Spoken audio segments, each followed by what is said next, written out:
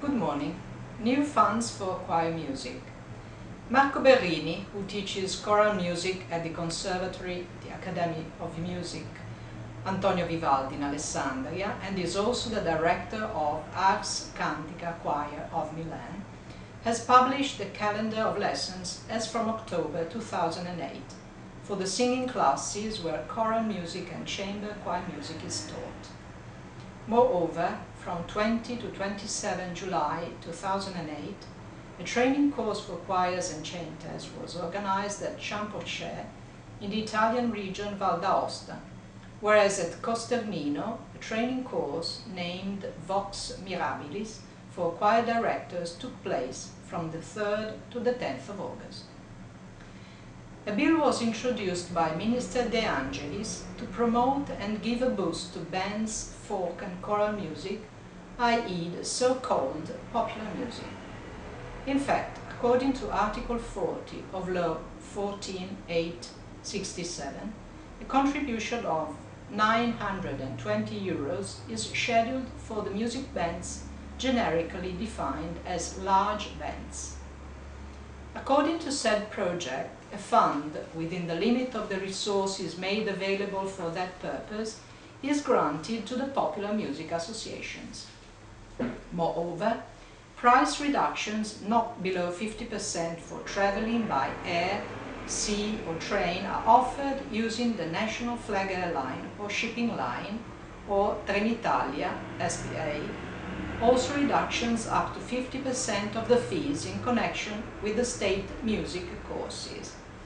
Said concessions can be summed up with analogous concessions given by the regions, provinces and municipalities. The Cinderella of music, bands and choirs. Music director Riccardo Muti and brass bands.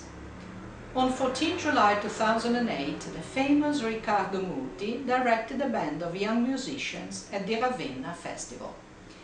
This is a meaningful event. Indeed, somebody as famous as Riccardo Muti pointed out that brass bands, which are defined as popular music, must not disappear and must not be neglected either by people or, even less, by the authorities.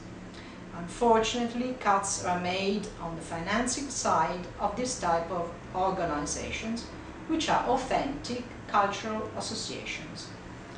It is a great pity because, besides helping spread music, they also promote culture in general and the training of young musicians in particular.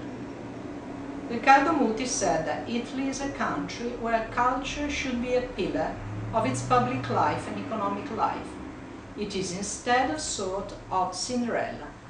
We have inherited an immense wealth from the previous generations, and brass bands are one of these extraordinary resources that risk to disappear. He added that 2 years ago he had mentioned the case of a small and nearly unknown village in the mountains of Aspromonte in the south of Italy, Delianova, where, thanks to self-financing, a brass band of 130 young people has been created.